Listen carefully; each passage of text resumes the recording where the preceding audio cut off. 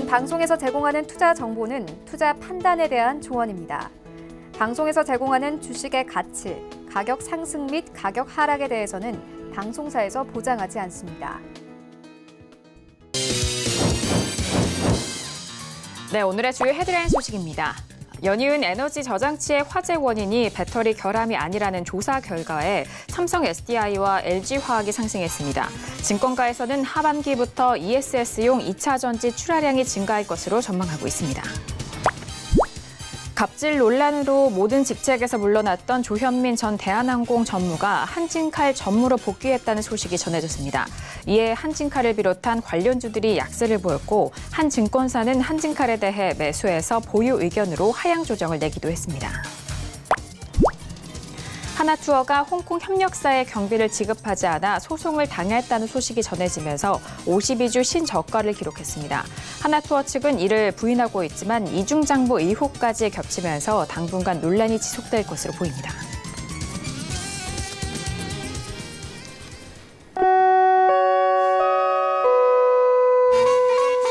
네, 안녕하세요. 평택처럼 정석투자 김은혜입니다.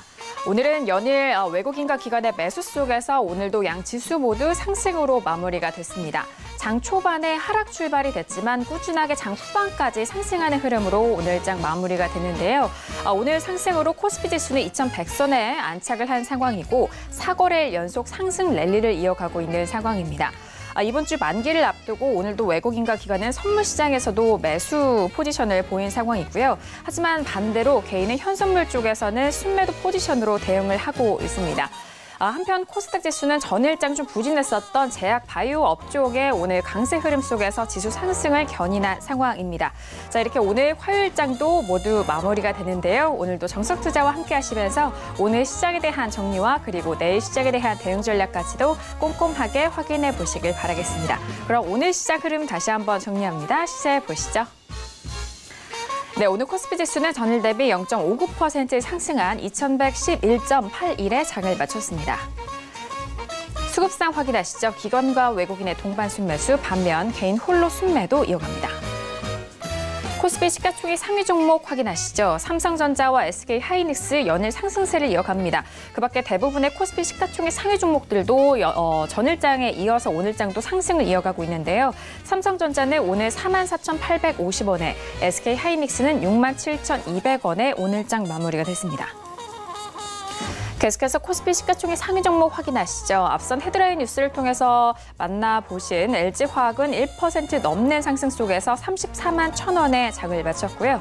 포스코도 1.48% 상승한 24만 500원에 오늘장 마무리가 됐습니다. 오늘 코스닥 지수는 전일 대비 1.06% 상승한 728.79에 장을 마쳤습니다.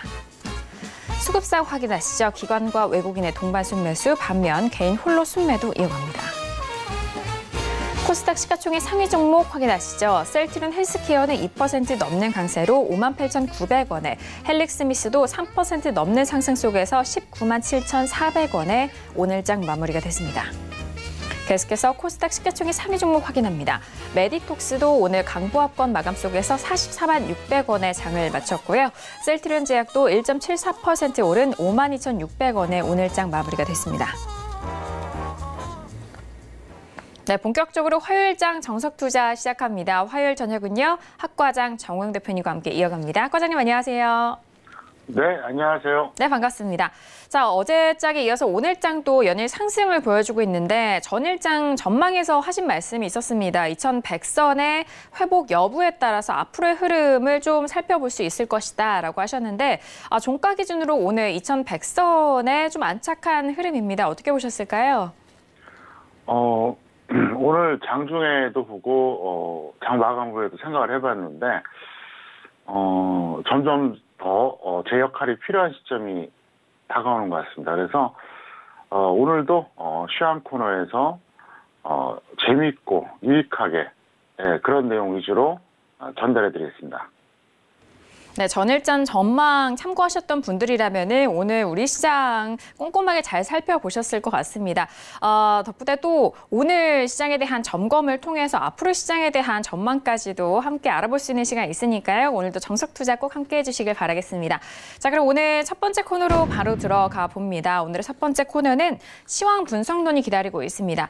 자, 오늘 양 지수에 대해서 전반적인 상황을 설명을 해드렸는데 구체적으로 좀 시황에 대해서 분석을 도와드리는 시간이고요. 그리고 더불어서 관심 종목까지도 만나볼 수 있는 시간입니다. 이번 주는 또 만기가 예정되어 있고 그리고 최근에 올라왔었던 코스피 지수가 이제는 2100선의 또 회복과 그리고 코스닥도 730선을 앞두고 있는 상황입니다. 학 과장님, 오늘 양시장에 대한 시황 점검 먼저 도와주실까요? 네, 오늘 시황 분석 코너는 간단 명료하게 하려고 그러면 또 그렇게 할 수도 있고요. 아주 복합적으로 설명드리자면 또 그렇게 할 수도 있습니다. 근데 시간의 제약이 있으니까 이게 예를 들어서 무슨 유튜브 방송이다 그럼 제가 마음대로 1시간이고 2시간이고 얘기할 텐데 딱 시간이 정해져 있는 경제TV 케이블 방송이니까 좀 제가 조절해서 좀 하겠습니다. 이 얘기를 왜 하냐면 오늘 그 시황 관련된 것들은 제가 마음만 먹으면 1시간이고 2시간이고 할 수 있어요. 시황 하나만. 그러니까 생각할 게 굉장히 많다는 거예요. 상당히 복합적인 사고가 필요한 시점이에요.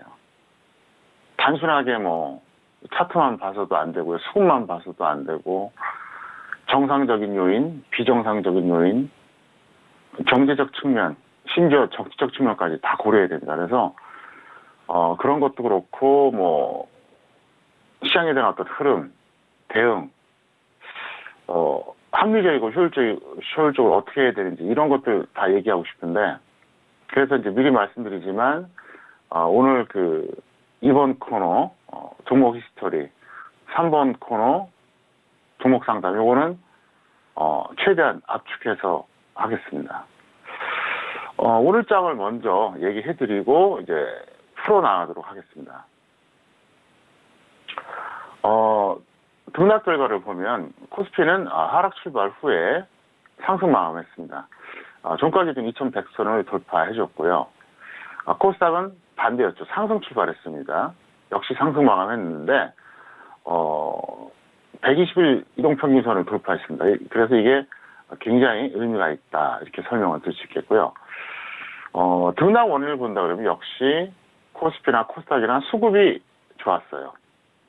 어제보다는 못했지만 오늘도 코스피에서는 프로그램 매수까지 가담되면서 상당히 좋았고 특이사항을 본다 그러면 사실 오늘 같은 날 전기가스업이 업종 상승률 2위라는 게 이게 좀 말이 안 되거든요. 논리적으로. 왜 그럴까? 그걸 좀 풀어야 되겠습니다.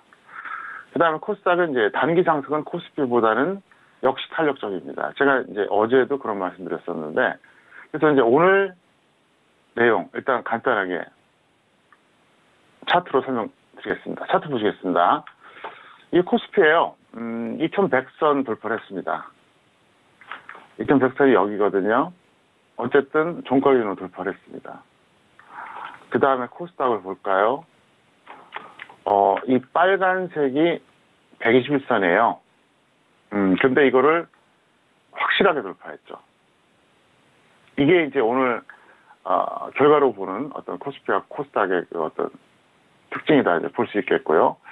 그 다음에 이제 전기가스 업종을 봐야 되는데 이게 이제 전기가스 업종의 일봉 차트입니다.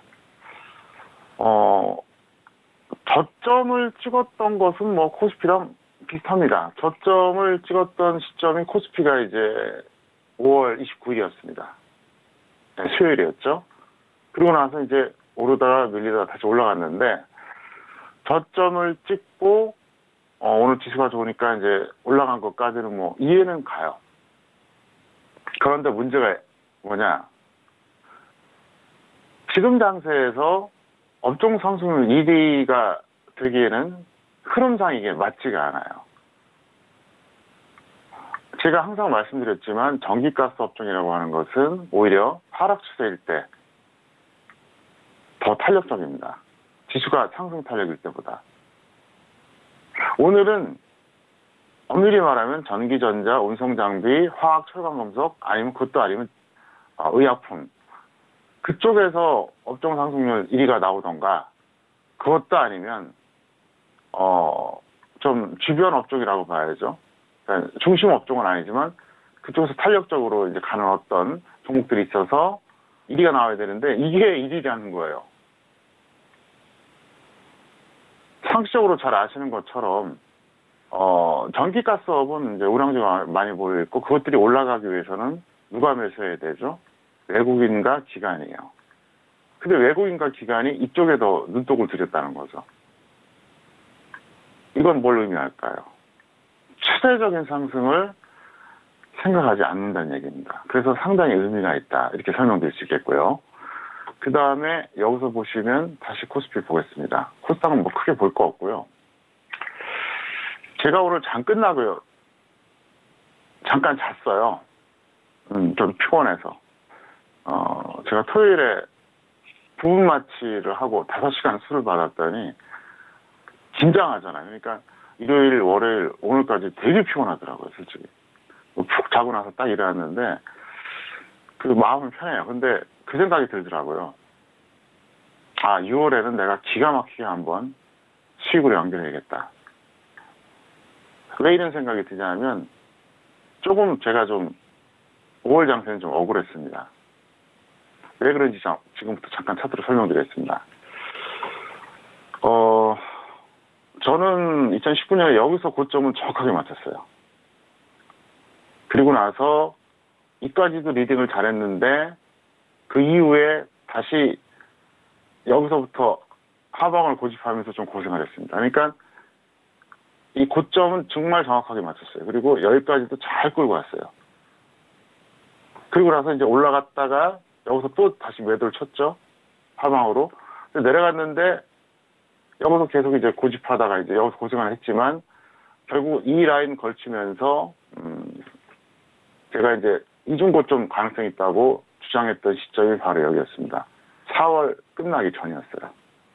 굉장히 강조했죠. 그리고 강연회를 제가 했던 것이 대충 이 시점입니다. 이때 한 거예요.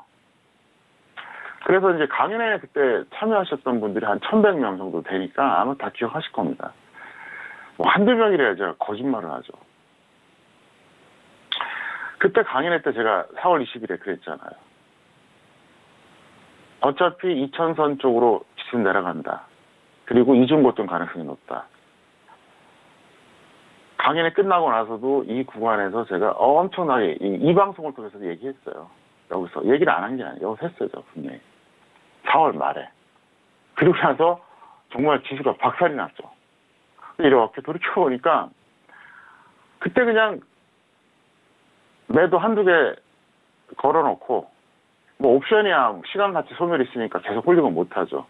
주식선물도 종목별로 흐름이 다르니까 일률적으로 이제 전략을 짤 수는 없지만 선물 같은 경우는 사실 그때 그냥 매도 걸어놓고 그냥 팔짱 끼고 있었으면 이번에 대박 날 뻔했어요. 5월 29일까지 엄청나게 빠졌잖아요. 내가 이렇게 말을 해놓고도 왜 그랬냐. 5월에 제가 좀 개인적으로 막 복잡한 일이 많이 있었어요. 정신적으로. 마음도 여유가 없었고. 그러다 보니까 하다가 큰 수익기를 놓치니까 좀 아깝더라고요. 그래서 이번에는 제대로 한번 반등고점을 또 한번 잡아볼 생각이 있습니다. 그리고 여러분들 기억하실걸요? 5월 29일 날 방송에서 제가 뭐라 그랬습니까? 이것도 거짓말 못해요. 거짓말 못한다는 게 이 서울경제TV에서 제가 했던 말을 그대로 하는 거기 때문에 여러분들이 5월 29일 이 서울경제TV 검색해 보세요. 평택촌놈의 정석투자. 그러니까 유튜브 들어가서 평택촌놈 정석투자하고 2019-0529 한번 검색해 보세요. 5월 29일 날. 그때 제가 그렇게 얘기했었잖아요. 손소이대다. 손해보면 작고 수익나면 크다. 무조건 내일은 베팅해라. 그러고 나서 목요일부터 올랐잖아요. 지금까지 오르고 있잖아요. 이제 돌이켜보면 제가 전국점일 때 뭐 100%는 아니지만 한 70% 이상은 적중을 해요. 그동안. 했어요. 근데 이번 하락 구간에서 너무 제가 출속이 없었다는 거예요. 그래서 제가 참 안타깝습니다. 근데 이번에는 또다시 언젠가 반등 고점이 또 나올 겁니다. 그죠? 당장 내일이 될지, 일주일이 될지, 2주일이 될지 몰라요, 이거는. 뭐 내일, 일주일, 2주일 뒤에 언제가 될지 몰라요. 근데 이번에 만약에 하게 되면 확실하게 제가 이 방송을 통해서 리딩을 해드리겠습니다. 그래서 이제 올해 2019년을 복귀해 본다면 참 마음이 안 좋아요. 원래 2100선? 잘가 2150 이게 정상이었어요. 제가 아무리 생각해도. 그러니까 이게 제 기준으로는 다 거품이었어요. 네, 그러니까 이 라인들 있잖아요. 이게 다 거품이에요, 거품. 완전 오버슈트 나온 거예요. 뭐 2100까지 이해합니다. 이 박스 하단. 2150 약간은 오버할 수 있어요. 근데 이거는 아니었어요. 그 이후에 2월 25일 고점 제가 정확하게 맞췄고 여기까지도 리딩이 성공적이었어요. 근데 제가 실패했던 구간이 여기였습니다. 왜냐하면은 여기서 저는 다시 내려간다고 하는데 올라갔으니까 예측이 실패한 거죠. 그리고 나서 여기 찍고 4월 20일 날 강연회를 이제 이 시점에서 했죠. 사실 4월 20일에 강연회 한 거는 이유가 다 있어요. 그 시점 좀 되면 굉장히 중요하다고 저도 본 거죠.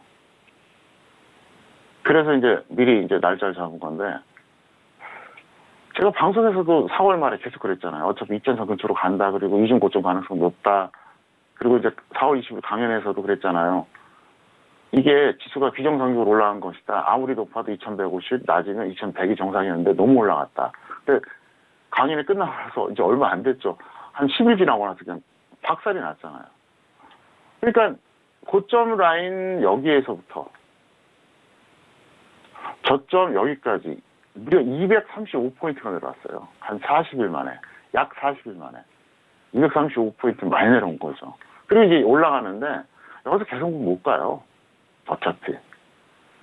그러니까 받는 고점이 언제 나오냐 이거죠. 그리고 조금 전에 말씀드렸던 것처럼 5월 29일 방송을 여러분들이 유튜브로 확인해 보면 그렇게 얘기했어요. 그리고 지금도 들어보셔서 아시잖아요. 저는 틀리면 틀렸다고 얘기해요. 비겁하게 사기꾼처럼 남 속이고 그러지 않습니다.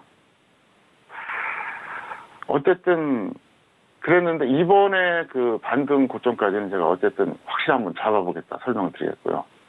그 다음에 4월 20일에 제가 직장인이나 전업 공통적으로 매수해야 될 종목을 하나 드렸었잖아요. 운이 좋았죠. 한 20% 정도 수익 나왔습니다. 지금은 이제 약간 꺾였는데 많이 도움 되셨죠. 강연에 오셨던 분들. 왜냐? 지수가 박살날 때 약 20% 수익 났으니까 굉장히 큰 거죠. 지수가 완전히 박살났을 때. 그래서 강연에는 뭐 어차피 상반기는 끝났고 하반기나 할까 말까지 아직은 모르겠는데 그래서 제가 요즘 그런 생각을 해요. 혼신의 노력을 다해서 한번 이번에 그 많은 분들에게 제가 도움을 주고 싶다. 그래서 제가 완전히 그 반등 고점 찍고 이제는 확실하게 다시 내려갑니다. 이런 말이 언제 나올 겁니다. 근데 반등 고점 찍는 날 얘기하지는 않을 거예요. 그거는 또 이제 비공개적으로 제가 전달할 수밖에 없고 적어도 확실하게 이제는 반등 고점 찍고 이제 하향 트렌드다. 이렇게 얘기할 때가 올 겁니다. 그때까지 제가 리딩을 잘해드리겠습니다. 그래서 당분간 이 방송 잘 보시고 6월에 상당히 중요한 것들이 남아있어요. 뭐 어제도 제가 말씀드렸죠. 미중 무역 전쟁은 더 길어질 수밖에 없다. 가까울의 대결이 이런 것도 있지만 트럼프의 어떤 정치적 논리에 의해서는 길게 하는 게 좋다. 그렇게 얘기했잖아요.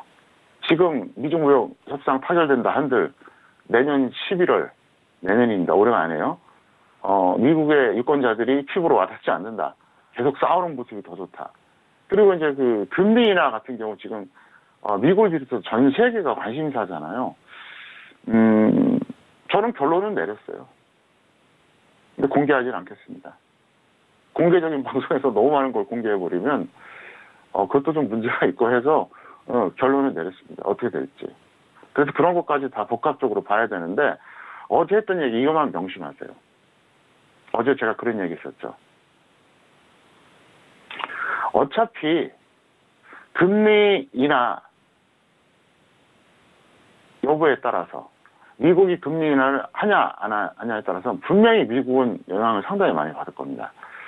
그런데 중요한 건 뭐냐? 미국이 금리 인하를 해도 단발성이고 안 하면은 급락이 나올 겁니다.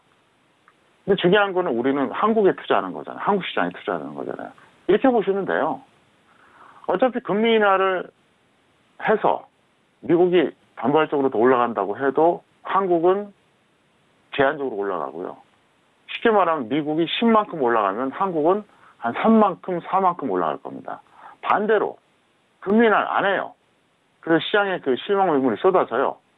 그래서 미국이 한 4만큼, 5만큼 만약에 떨어진다. 그러면 한국은 어떻게 되느냐? 10만큼, 15만큼 떨어진다는 거죠. 그러니까 미국과 한국을 비교해보면 미국이 오르는 것보다는 덜 오르고 미국이 내려가는 것보다는 더 내려간다는 거예요. 그게 확실하다는 거예요. 오늘 방송을 처음 본 분들, 어제 방송을 보지 못했던 분들은 어제 시황 코너를 VOD 다시 보세요.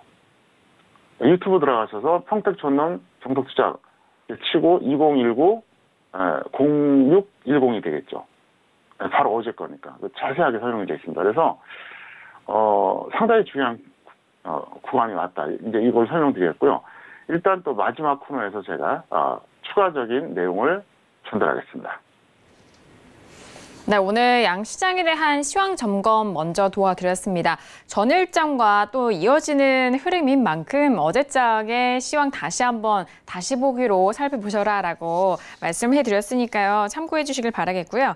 자, 오늘 코스피 지수 같은 경우에는 2100선을 돌파하는 흐름이었습니다. 하락 출발이 됐지만 상승으로 마감이 됐고 코스닥 지수 같은 경우에는 상승 출발한 이후 상승으로 마감이 됐습니다. 121선 이동 평균선을 좀 돌파하는 흐름 보여줬다라는 점까지 다시 한번 참고해 주시길 바라겠습니다. 자, 이렇게 양시장에 대해서도 다시 한번 살펴봤고요. 그렇다면 오늘 화요일장 시장 안에서 관심 있게 보신 관심 종목도 만나보도록 하겠습니다. 자, 과장님 오늘 화요일장 오늘 시장 안에서 어떤 종목들 관심 있게 보셨을까요? 네, 이렌텍과 한샘 두 종목을 선정했습니다. 네, 오늘 화요일장의 관심 종목은 이렌텍과 한샘 두 가지 종목 꼽아주셨습니다. 자, 먼저 오늘 이렌텍의 종가는요, 3.73% 상승한 6,670원에 오늘장 마무리가 된 상황입니다. 거기에 이제 한샘 같은 경우에는 75,800원, 1.94%가 하락한 상황인데요. 두 가지 종목에 대해서도 구체적인 분석 들어보도록 하겠습니다. 학 과장님 어떻게 보실까요? 네, 제가 볼 때 이 종목은 일단 보이지 않는 매도 후 확실한 조정 시 재매수하자 이렇게 설명하겠습니다. 왜 그러냐면 크게 억울할 게 없기 때문에 그렇습니다. 오늘 전기차 관련 테마주가 이제 강세였었는데 제 판단은 어차피 거의 뭐 250% 가까이 올라왔어요. 작년 가을 대비로. 그리고 이 종목은 사실 지수에 비해서 상당히 강했죠. 근데 이번에 다시 이제 지수가 꺾이면 이제 좀 조정받을 가능성이 있으니까 여러분들이 그렇게 대응하자 설명드리겠고요. 잠깐 차트 보시겠습니다. 작년 가을에 여기까지 무너졌어요. 거의 뭐 2,000원 거의 다 왔죠. 우리가 흔히 하는 말로 속된 말로 박살이 났죠. 그러니까 2016년이었어요. 이때 고점 찍고 16, 17, 18 거의 한 3년까지는 아니라도 한 2년 반 이상은 그냥 주구장창 내려간 거예요. 처참할 정도로. 내려가다가 작년 가을에 지수가 망가지면 더 빠졌는데 이제 올라왔어요. 제가 볼 때는 이거는 또 한 번 그 테마주로서 한번 해먹기 위해서 세력이 들어온 거예요. 그렇게 보여요. 제가 볼 때. 왜냐하면은 보통 테마주가 한 번 고점을 찍어주고 이제 그 내려가게 되면 2년 이내는 못 올라가요. 웬만해서는. 특별한 경우 아니면. 참고하세요. 어떤 테마주가 있어요. 고점 찍었어요. 한번 밀리기 시작해요. 그러면 2년을 넘어야 돼요. 왜 그런지 아세요? 매집하고 정리하는 것까지 끝나고 나면 그게 2년 이상 걸려요. 실제로. 그래서 이게 거의 2년 반 이상을 내려갔죠. 이렇게 하다가 여기서 작년 가을부터 올라왔는데 상당히 강했던 종목이었어요. 왜 그러냐면 5월에 지수가 상당히 안 좋았을 때도 크게 조정을 안 받았어요. 왜냐하면 코스피나 코스닥 지수랑 비교해 보시라고요. 5월에 박살났잖아요, 완전히. 한번 보여드릴까요? 보세요. 자, 여기서 보시면요. 이게 코스피 지수입니다. 자, 누가 보더라도 5월 말까지 그냥 완전히 박살났죠. 4월 중순부터. 이게 코스피고요. 코스닥도 보여드릴까요? 보세요. 마찬가지예요. 뭐 별반 차이가 없어요. 4월 중순부터 시작해서 5월 말까지 박살이 났어요. 자, 그런데 이렌텍을 보자고요. 이거는 굉장히 견조하죠. 그러니까 지수에 비해서 굉장히 견조하다고 하는 것은 인위적으로 주가 관리를 했다고 봐야죠. 작업을 한 거죠. 그리고 이제 지금 막판 불꽃을 튀는 것 같아요. 그래서 왜 이 얘기를 해드리냐? 이거 있는 분들은 이제 그 매수가가 얼마든 정리해서 크게 억울할 게 없다 이거고, 혹시라도 없는 분들은 절대 추격하지 마세요. 걱정돼서 그러는 거예요. 더 가든 말든. 결과적으로 더 갈 수도 있겠죠. 추격하지 마세요. 그리고 살짝 밀렸다고 해서 들어가지 마세요. 그러니까 이거는 추격하면 말도 안 되고 살짝 밀려서 들어간다고 해도 그거는 제가 볼 때는 별로 합리적인 게 아니에요. 그래서 그렇게 하자 설명드렸고요. 한샘 같은 경우에는 보유자는 홀딩을 매도하시고 미보유자는 단기 매수인데 잠깐 볼까요? 한샘은 이것도 마찬가지예요. 가격 메리트가 상당히 있었죠. 추세적으로 본다 그러면 엄청나게 빠진 거예요. 이제 월봉 차트 잠깐 볼까요? 이게 한때 34만 7천 원. 거의 한 35만 원 갔었죠. 2015년에. 그랬다가 작년 가을에 4만 8천 원, 7천 원 여기까지 떨어졌어요. 그러니까 57, 35 잡고 대충 7분의 1 토막 난 거죠. 네, 2015년부터. 그리고 나서 작년 가을에 이제 여기서부터 올라왔는데 제가 볼 때는 이거 빠져나오기 반등이에요. 빠져나오기 반등. 보통 이렇게 한 3년 정도 내려가잖아요. 그러면 한번 반드시 빠져나오기 반등이 한번 시도 됩니다. 왜 그러냐면 이거를 개인만 잡는 게 아니에요. 예를 들어서 뭐 여기서 잡은 외국인 기관 펀드도 있고 여기서 잡은 것들도 있고 여기서도 잡고 다 그랬을 겁니다 아마. 그러니까 외국인이나 기관 펀드들이 잡았다가 엄청나게 손실 봤을 거예요. 그러면 그들이 할 일이 뭐냐? 여기서 이제 추가 매수해야죠. 그리고 끌어올려서 본전치기해서 빠져나와야 되죠. 그래서 제가 그때도 그랬잖아요. 이거 봄에도 빠져나오기 반등이다. 그래서 이제 여기서 이제 고점을 찍었는데 끝난 것 같기는 합니다, 솔직히. 근데 이거를 4월에 예를 들어서 뭐 매수 가격이 얼마든 빠져나오신 분들은 다행인데 못 빠져나온 분들은 또 놓쳤을 거예요. 근데 지금은 지수가 그렇게 나쁘지 않으니까 지금보다는 조금 더 반등 나왔다 빠질 가능성이 있어요. 그러니까 보유자들은 이번에 좀 반등을 기다렸다가 빠져나오자 이거고, 없는 사람들은 그냥 가볍게 한 며칠 코스로 그냥 단기 매매 하시면은 좋을 것 같습니다. 네, 오늘장 관심 종목 두 가지 종목에 대해서 다시 한번 살펴봤습니다. 첫 번째 관심 종목인 이렌텍 같은 경우에는 최근 전기차 관련된 종목들이 지금까지 250% 이상 상당 부분 많이 올라왔습니다. 그렇기 때문에 무엇보다도 현재 구간에서 추격 매수는 좀 지양하셔라라고 좀 강조를 해주셨고요. 보유자에 대해서 현재 구간에서 매도 이후에 가격대가 살짝은 아닙니다. 확실하게 조정 시 그때 다시 한번 좀 재접근해보자라는 말씀을 주셨습니다. 그 부분인 만큼 지수 조정에 대한 가능성 때 이때 종목도 함께 좀 빠질 우려가 있기 때문에 이 부분 잘 활용해 주시길 바라겠고요. 자, 그리고 두 번째 관심 종목은 한샘이었습니다. 한샘 같은 경우에는 정석 투자 시간 안에서도 많이 거론이 됐었던 종목이기도 한데요. 적정 주가 대비해서 고평가되어 있는 종목으로 많이 만나보셨을 것 같습니다. 한샘은 현재 구간에서는 보유자는 조금 더 홀딩한 이후에 매도에 대한 의견과 미보유자는 단기 매수 접근 가능하다라는 전략 짜주신 만큼 두 가지 관심 종목에 대해서 관심 있으신 분들은 다시 한번 참고하셔서 활용해 주시길 바라겠습니다. 자, 이렇게 첫 번째 코너 시황 분석론까지 만나보셨고요. 다음 코너로 넘어갑니다. 다음 코너는 종목의 역사 시간이 기다리고 있습니다.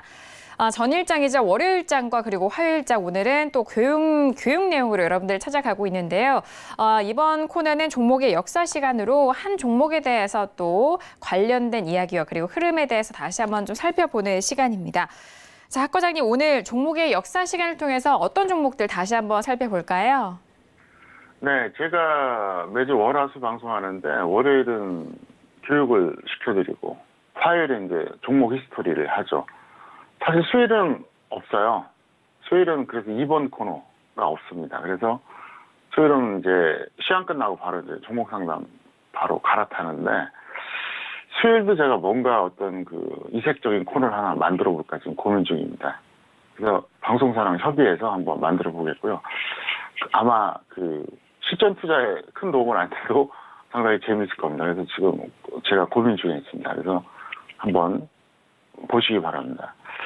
오늘 방송할 내용은 제목이 2012년의 삼성전자 예측과 결과입니다. 이것도 제가 왜 해드리냐, 증거가 있기 때문에 그래요. 증거. 제가 서울경제TV를 처음 출연했던 것이 2012년이었습니다. 그때 한 몇 달 출연하고 그 다음에 2013년에 또 몇 달 했어요. 그리고 나서 이제 한 4년 정도 공백기가 있었죠. 이런저런 일이 있어서. 그래서 2017년에 이제 복귀해서 이제 한 2년 좀 넘었죠. 그때 했던 얘기가 바로 이거였어요. 뭐였냐. 그 당시에 이제 2012년이었습니다. 한 봄쯤 됐을 겁니다. 정확하게는 모르겠는데 대략 한 6월 정도? 2012년. 그러니까 벌써 7년 전이죠. 그때 뭐라 그랬냐. 삼성전자는 200만 원이 돌파하면 액면분할할 거라고 했습니다. 200만 원. 근데 어떻게 됐죠? 2018년에 액면분할을 실시를 했습니다. 200만 원 돌파되고 나서 했어요. 그 다음에 두 번째. 최대 300만 원 돌파 후 하락할 거다 그랬는데, 결과는 최대 287만 원 찍고 하락을 했습니다. 현재 단순 주가로는 4만 원대니까 이제 초보자들은 이게 무슨 소린가 할 텐데, 액면분할을 한 거예요. 그래서 현재 가격보다 곱하기 50으로 해야 돼요. 왜냐하면 이게 50분의 1로 액면분할 한 거거든요. 50분의 1. 그러니까 지금 4만 4천 원대니까 이게 과거 액면분할 하기 전으로 말한다면 220만 원대라고 봐야죠. 그래서 이거를 제가 2012년에 얘기를 했다는 거죠. 그래서 여러분들이 그 2012년도에 나왔던 그 서울경제TV 그 이제 종영된 프로그램 보시면 다 나와요. 보여줄 게 다 남아 있어요. 거짓말을 못 하죠. 근데 이제 제가 이제 그때 왜 그렇게 얘기를 했었냐면 200만 원이 돌파가 되면 액면분할을 안 할 수가 없어요. 상적으로 생각해 보세요. 한 주만 사도 200이에요. 한 주만 사도 200이에요. 액면분할 안 하면 200만 원 넘었을 때. 근데 예를 들어서 이걸 뭐 50분의 1로 한다. 그럼 4만 원이니까 누구나 살 수 있잖아요. 누구나. 그러면 액면분할을 누굴 위해서 했을까요? 누굴 위해서 한다고 제가 이렇게 예측을 했을까요? 바로 공개적으로는 외국인과 기관, 비공개적으로는 주식이 많은 사람들 위해서 그런 거예요. 생각해 보세요. 주시장의 원리가 간단합니다. 절대 강자는 외국인, 절대 약자는 개인, 기관은 외국인과 개인의 중간입니다. 기관은 외국인보다는 못하고 개인보다는 낮고.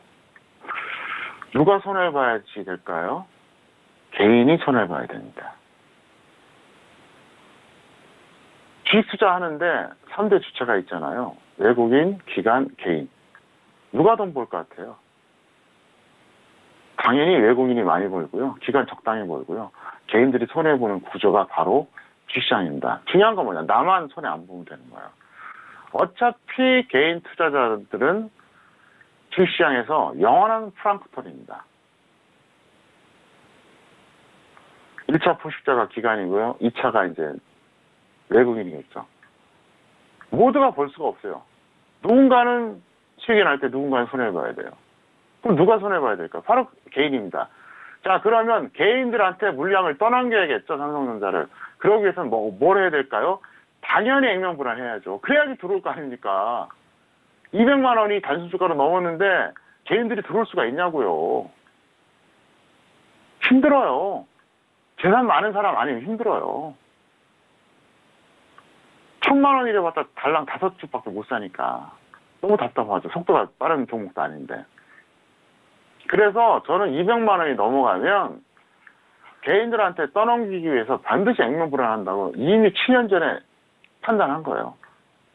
그러니까 단순하게 이게 거래 활성화라든가 무슨 유동성 증가를 해서 어쩌고저쩌고 그렇게 증권사라든가 이런 리포트 나오는데 실질적인 건 뭐냐? 개인들 떠넘기기 위해서 그렇게 할 수밖에 없다는 얘기예요. 시장의 원리를 얘기한 거예요. 아시겠어요? 그래서 정말로 액면불안 했잖아요. 떠넘겨야 되니까. 그리고 대략 한 300만 원 정도 갈 줄 알았는데 287만 원. 그래서 제 예측보다는 덜 갔어요. 이건 좀 아쉽고요. 차트 잠깐 보실까요? 2012년에 제가 그 얘기를 했어요. 여기서. 이쯤에. 네, 6월 정도에. 그러고 나서 이제 장기간 이제 박스권이 있었다가 2018년에 이때 액면불안을 딱 한 거죠. 고점 찍고 나서. 중요한 건 뭐냐? 고점 찍고 나서 했다는 거예요. 여기서 중요한 포인트가. 왜? 고점으로 올릴 때까지는 개인들 들어오면 피곤하거든요. 개인들이 거래가 많아지면 올릴 때 피곤해요. 그러니까 그때는 최고점은 어디였냐? 여기였잖아요. 2017년 11월이었잖아요. 그때. 네, 이때였어요. 그러니까 최고점을 기록하기 전까지는 개인들이 있으면 안 되죠. 외국인하고 기관이 주고받으면서 지들끼리 그냥 주거니 받거니 하면서 올려야죠. 돈이 많으니까. 근데 개인들 막 벌떼처럼 달려 들어가 봐요. 액면불안을 너무 일찍 해갖고. 그러면 못 올라가요. 그러니까 올라갈 때는 안 한 거예요. 딱 고점 찍고 내려오니까 그 다음에 액면불안을 딱 해버리는 거죠. 이제 개인들 들어와야지 이러면서. 그리고 들어오니까 다 넘겨버리잖아요. 이게 주시장이에요. 아시겠어요? 그래서 제가 이제 참 이게 이 경제TV, 이 케이블 방송에서는 할 얘기를 다 못해요. 유튜브라든가 각종 여러 가지 어떤 채널들 있잖아요. 이런 데서 할 얘기가 다 할 수 있는데 이런 것들을 제가 방송에서 얘기해주고 싶은 거예요. 저거를 무슨 주주가치 재고 웃기지 말라 그래요. 그 당시 주주가치 재고한다고 하면서 이 동그라미 구간에서 액면불안 했잖아요. 동그라미 구간에서. 그래서 주주가치가 재고가 됐냐고요. 손해봤잖아요. 그 당시 그거 믿고 들어갔다는 사람들 다 손해봤잖아요. 지금 안 그래요? 객관적으로 얘기하는 거예요. 그러니까 세상은 표면이 있고 이면이 있는 거라 이겁니다.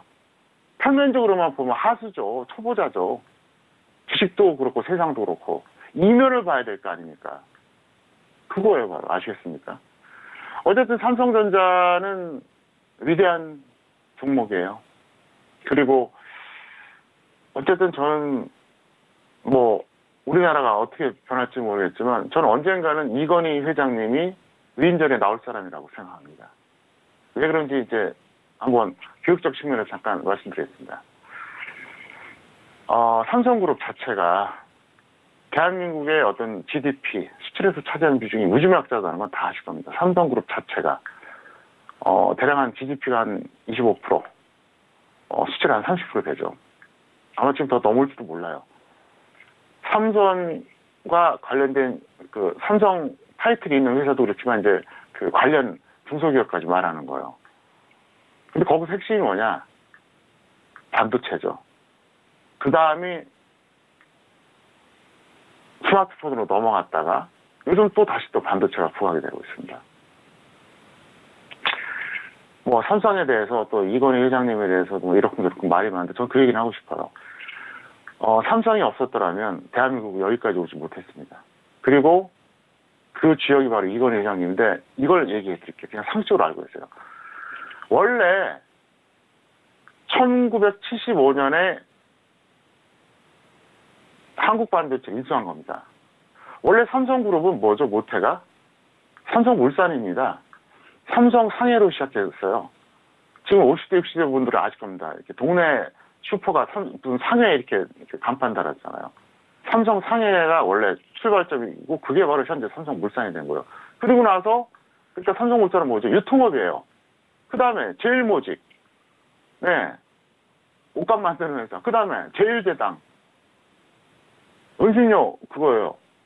사실 삼성이 알고 보면 유통, 섬유, 은신료 그거였어요. 철저하게 내수 기업이죠. 물론 뭐 수출할 수도 있겠지만. 근데 1975년에 이건희 회장님이 한국 반도체를 인수해갖고 한 25년을 돈을 들이다 푼 거예요. 삼성에 사원을 걸고. 한 2000년도까지 돈 못 벌었어요. 만약에 그때 이 반도체 사업이 실패했다라면 지금 삼성 아마 위상이 지금하고는 달랐을 겁니다. 성공했기 때문에 삼성이 여기까지 오고 대한민국이 여기까지 온 거예요. 그때 1975년이니까 도대체 몇 년 전이에요. 거의 40년도 넘었어요. 44년 전이에요. 그래서 저는 뭐 삼성맨이 아니에요. 근데 그건 알고 계셔야 돼요. 그 당시에 이건희 회장님이 결단을 내려서 삼성그룹이 반도체 사업을 하지 않았더라면 대한민국이 여기까지 오지 않았다는 거죠. 그래서 재벌에 대해서 명감이 있지만 저는 삼성에 대해서는 매우 긍정적이고요. 이건희 회장님은 저는 존경받아야 된다고 생각합니다. 여기까지 말씀드리겠습니다. 네, 오늘 두 번째 코너 종목의 역사 시간을 통해서는 삼성전자에 대해서 다시 한번 살펴봤습니다. 일단 뭐 액면 분할 전후로의 이런 역사에 대한 흐름 그리고 이 종목에 대해서 어떻게 흘러왔는지를 다시 한번 좀 살펴드렸습니다. 또 학 과장님만이 또 여러분들에게 이야기를 나눠주실 수 있는 부분이 아닌가 싶은데요. 삼성전자에 대해서 현재의 흐름과 그리고 앞으로의 대응 전략까지도 이번 시간을 통해서도 또 가늠을 해볼 수 있는 시간이 아니었나 싶습니다. 다시 한번 참고하시길 바라겠고요. 자, 지금 시각은 10시 40분 지나가면서 오늘 화요일장에 뉴욕 증시가 개장이 됐습니다. 전일장 뉴욕 증시는 3대 지수 모두 상승으로 마감이 되는데요. 오늘 화요일장의 출발 역시 3대 지수 모두 상승 출발이 된 상황입니다. 나스닥이 가장 1% 넘는 급등으로 좀 출발이 된 상황이고요. 여전히 멕시코 관세 우려 해소와 그리고 앞으로 6월 19일에 있을 FOMC를 앞두고 금리 인하 기대감을 더욱더 받고 있는 상황인데요. 이에 지수가 상승으로 흘러가고 있습니다. 더불어서 트럼프 대통령이 연준금리가 너무 높다라는 그런 부분을 계속적으로 언급을 하고 현재 인플레이션이 낮은 수준이다라는 그런 부분까지도 좀 코멘트가 이어지면서 금리 인하에 대한 기대감과 압박이 계속해서 이어지고 있다라는 점 참고해 주시길 바라겠습니다. 자, 이어서 선생님 질문 있어요 시간으로 넘어가 보도록 하겠습니다. 오늘도 다양한 질문들 많이 접수해 주셨고요. 첫 번째 질문부터 확인해 볼게요. 자, 오늘의 첫 번째 질문은 끝자리 6631님의 질문 확인합니다. 보령제약을 매수가 12,900원에 비중은 25% 질문 주셨습니다. 오늘장의 보령제약은 보합권 마감이고요. 11,750원에 마감이 되면서 현재 소폭 손실 구간입니다. 자, 학 과장님 보령제약 어떻게 보실까요? 네, 오늘 종목 상담 코너는 좀 짧게 하고요. 마지막 코너가 중요하니까 제가 다 못하더라도 이해해 주시기 바랍니다.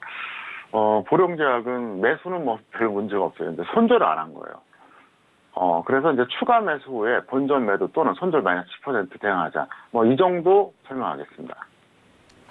네, 보령제약에 대한 부분이었습니다. 본전 매도 또는 손절은 마이너스 10% 매도 전략에 대해서 말씀해 주신 만큼 참고해 주시길 바라겠습니다. 자, 이어서 다음 질문 이어가 볼게요. 끝자리 1685님의 질문입니다. 원익 IPS를 23,490원에 비중은 20% 질문 주셨습니다. 오늘장의 원익 IPS는요, 4% 넘게 올라왔네요. 24,400원에 마감이 되면서 현재 수익 구간인데요. 학 과장님 어떻게 보실까요? 시약점이고요. 약간 빠르거나 이제 늦은 매수로 판단되는데, 이분이 질문을 비중을 늘려도 되냐고 이렇게 물어봤어요. 근데 비중 늘리는 건 반대합니다. 손절 5, 마이너스 5% 아니면 수익 10% 이 정도에서 정리해 주시길 바라겠습니다. 네, 비중 추가에 대해서 좀 문의를 주셨는데요. 원익 IPS는 비중 추가는 좀 반대 의견을 주셨고 손절은 마이너스 5% 또는 수익은 10% 매도 전략 확인해 주시길 바라겠습니다. 자, 이어서 다음 질문도 이어가 볼게요. 끝자리 9945님의 질문이고요. 하나투어를 62,000원에 비중은 50% 질문 주셨습니다. 오늘장 하나투어는요, 3% 넘게 빠졌네요. 55,700원에 마무리가 되면서 현재 손실 구간입니다. 학 과장님 어떻게 보세요? 이분은 시약점이에요. 예측 매수한 거는 뭐 인정합니다. 예측 매수 할 수 있잖아요. 우리가 이제 매매는 제가 항상 얘기했죠. 확인 매매가 있고 예측 매매가 있다. 확인 매매는 저점 확인하고 올라온 다음에 살짝 조정받을 때 들어가는 거고, 예측 매매는 계속 내려갈 때 들어가는 건데, 할 수는 있는데 일부는 손절을 못했어요. 그래서 일시적으로 추가한 다음에 본전이야 마이너스 10% 매도하자, 이렇게 설명드립니다. 네, 하나투어에 대한 진단이었습니다. 일시적으로 현재 구간에서 추가 매수 이후에 본전 매도 또는 손절은 마이너스 10% 매도 전략까지 참고하시길 바라겠습니다. 오늘도 선생님 질문 있어요 시간을 통해서 다양한 질문들에 대한 상담 도와드렸습니다. 말씀드린 내용에 대해서는 투자 판단에 대한 조언이고요. 해당 상품의 가치와 수익률을 보장하지 않는다는 점 다시 한번 이해해 주시길 바라겠습니다. 자, 이렇게 화요일장 좀 마무리를 지었고요. 내일 수요일장입니다. 13일에 이제 만기를 앞두고 있는 시점인데, 자, 학부장님 내일 우리 시장 어떻게 전망하실까요? 코스피가 추가 상승은 가능하다고 봐요. 제가 어제도 말씀드렸었잖아요. 2100선. 그러니까 코스피 종가 기준으로 2100선을 넘냐 안 넘냐 이걸 이제 보장을 했는데, 오늘 코스피가 약 한 20포인트 정도 일교차가 있었죠. 2094에서 2114까지. 그러니까 약 20포인트 일교차가 있었죠. 근데 어쨌든 넘었어요. 그래서 저는 이제 추가 상승 가능성이 있다고 보는데, 지속 여부는 미지수다. 무슨 얘기냐? 추세적인 상승은 아니라고 봐요. 어차피 언젠가 반등의 고점이 또 나온다는 그런 얘기예요. 그래서 일단은 내일 같은 경우는 그냥 적당히 단타 매매하시는 게 합리적입니다. 무슨 얘기냐? 무조건 관망만 하는 것도 아쉽고 조금 더 간다고 하니까. 그렇다고 해서 무조건 홀딩만 하는 것도 아니고, 예를 들면 주식 비중이 0%다. 그러면 한 30-40% 정도 하루 이틀 코스로 충분히 해볼 만해요. 뭐 일주일 코스가 될 수도 있고요.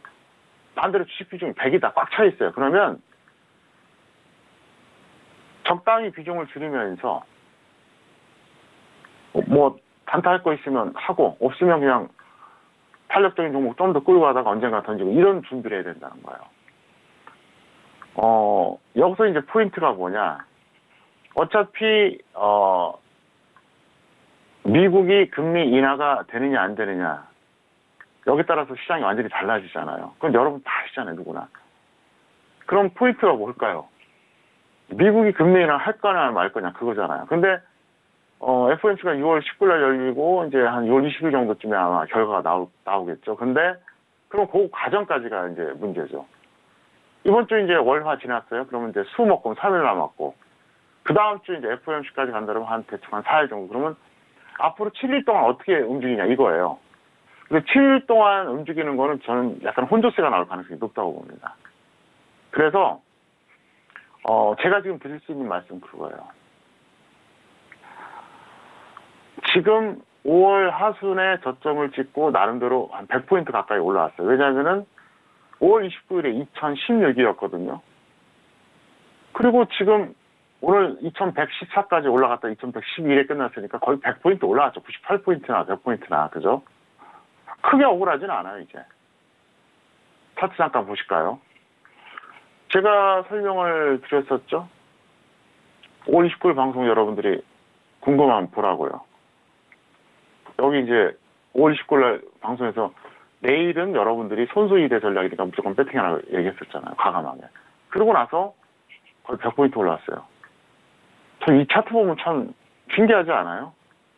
아마 초보자들은 그럴 거예요. 야, 진짜 내려갈 때는 한도 없이 내려갈 것 같다가 또 올라갈 때는 또 하늘 끝까지 올라갈 것 같고, 이게 원래 주식이에요. 거기서 제동을 걸어야 돼요.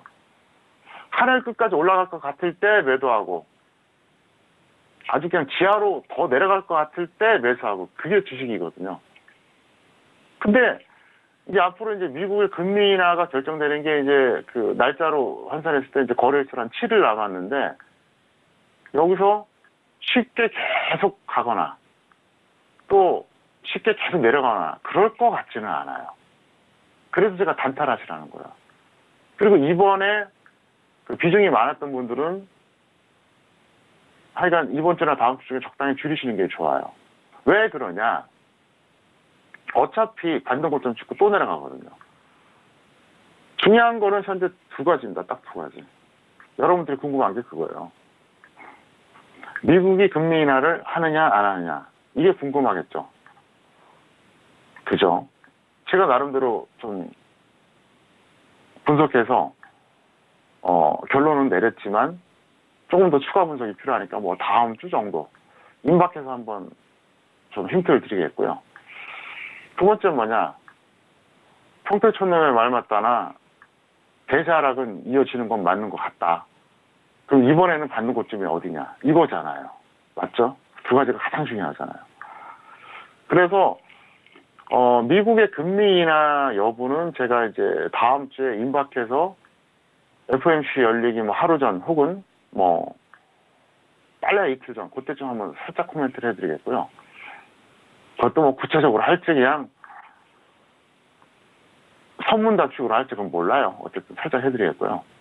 왜냐하면 이제 제 입장에서 또 비공개적으로 제가 또 정보를 또 줘야 되니까. 그 다음에 이제 반등 고점에 관련된 거, 이거 아닙니까? 근데 요거는 제가 하여간 꺾이고 나서 빠르면 하루, 요즘 이틀 뒤에 반드시 얘기를 해드리겠습니다. 그래서 이 방송을 계속 보세요. 보시고, 차트도 한번 볼까요? 보세요. 2018년 1월 말에 이제 고점 찍었고, 이제 2018년 2월 초에 제가 대세 하락 선언하고 나서 결과적으로 지금 어떻게 됐습니까? 흘러내린 거 맞잖아요. 못 가잖아요. 제가 이제 2019년에 여기서 이 구간에서 참 뭐랄까 좀 실패를 했죠. 이 구간에서 예측을 실패를 해가지고 시청자 여러분께 굉장히 뭐랄까 좀 죄송하다고 이제 말씀드리겠고요. 이번에 그 반등 구간까지는 잘 리딩을 해드리겠고, 중요한 건 뭐냐, 어차피 시간제라면 추세적인 시장은 제가 맞을 겁니다. 그러니까 계속 잘 보시면서 따라오시기 바라겠고요. 4월 20일에 강인회 때 오셔서 직장인 전업 공통 추천 종목 잡으셨던 분들은 아주 길게 보면 뭐 홀딩해도 되고요. 반등 나와서 이미 다 던지는 분들은 언젠가 다시 재매수하시기를 바랍니다. 코스피 지수의 추가 상승 가능성과 함께 지속 여부는 미지수다. 하지만 내일장은 단타 매매가 유효하다라는 의견까지 들어봤습니다. 오늘 저희가 준비한 소식과 내용은 여기까지고요. 저는 내일 이 시간에 다시 돌아오도록 하겠습니다. 함께해 주신 여러분 오늘도 고맙습니다.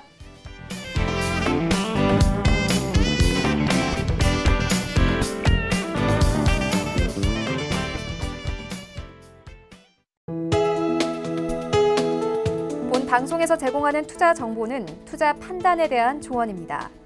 방송에서 제공하는 주식의 가치, 가격 상승 및 가격 하락에 대해서는 방송사에서 보장하지 않습니다.